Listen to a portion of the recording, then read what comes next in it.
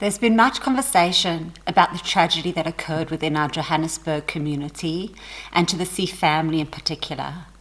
I don't know the family personally, and I extend my deepest sympathies to them. Many blogs, open letters, articles and radio shows discussing this traumatic event has triggered vitally important conversations. I thought it was extremely courageous of the family to send out a public letter that put a stop to any theorizing about their son's passing. And instead, it served as a wake-up call for us to look within, into our communities and schools, to how we can better receive those who feel different, alone, or sidelined for any reason whatsoever. I know that the schools are looking inwards at how they are not only warm, welcoming, and nurturing spaces, but are now dealing head-on with ensuring the LGBTQ+ learners are loved and accepted as any child should be. The conversations have centered around changes that need to be encouraged in schools, in schools, around societal awareness and influences. But I'd like to bring another side into the picture, and that is our Shabbat tables and our parking lots. We had guests over a few weeks ago, and a man in his 60s expressed that 20 years ago he was homophobic. He believed that a person could choose their sexuality and that gay people were disgusting. He's now ashamed of how he used to think. Thank God the messages that we now hear, and to give credit to the LGBT communities and their fight for justice and equality, are very different from the years gone by. I want to focus on the idea of free speech, or we can all have our own opinions, with all due respect. Unless you're a researcher in the field of biology, physiology, sexuality, embryology, no, you are not entitled to your opinion.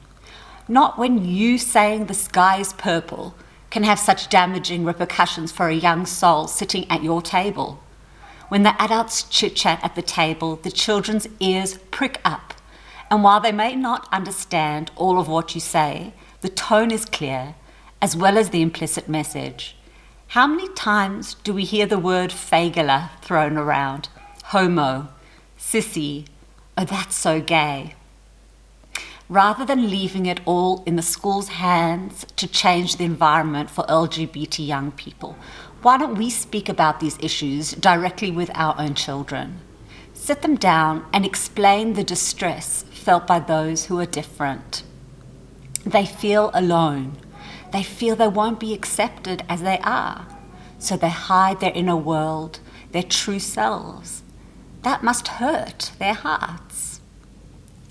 And then together with your child, brainstorm together, how can we empathize with people who are feeling different? Have you ever felt different? Like when everyone else finishes their worksheet and you're still slowly working through yours? Or your mum makes you go to sleep at 6:30, but your friends get to go to sleep at 9. Does that feel embarrassing? Do your friends make fun of that? So let's make a deal. Let's make sure that we never tease someone for being different. Let's be upstanders, not bystanders. And as adults, I think the change we can create is enormous. We're expecting major acts of vulnerability from these young people to come out and show who they are and try to be comfortable while they're out there, while we're not setting the environment to support and applaud such acts of vulnerability. Where are we setting examples of being true to ourselves? How many of us hide behind our makeup masks of perfection, unwilling to be seen as humanly flawed? We plaster on our smiles and say everything is okay, when inside it might not be so. Rav Doron Perez of World Mizrahi once gave a drasha on Sukkot. He spoke about our lives being but a fleeting moment, of how vulnerable we are, and yet we must seek out moments of joy. This is what the Sukkah represents, our essential vulnerability, and yet we are our most joyous selves on Sukkot. I think vulnerability and joy are not separate. It is only because we are willing to be vulnerable that a world of color, a world of joy and beauty opens up to us. Our struggles are different and diverse because we all have something unique to bring to the world. If we hide our struggles, we miss out on bringing our unique beauty to the world.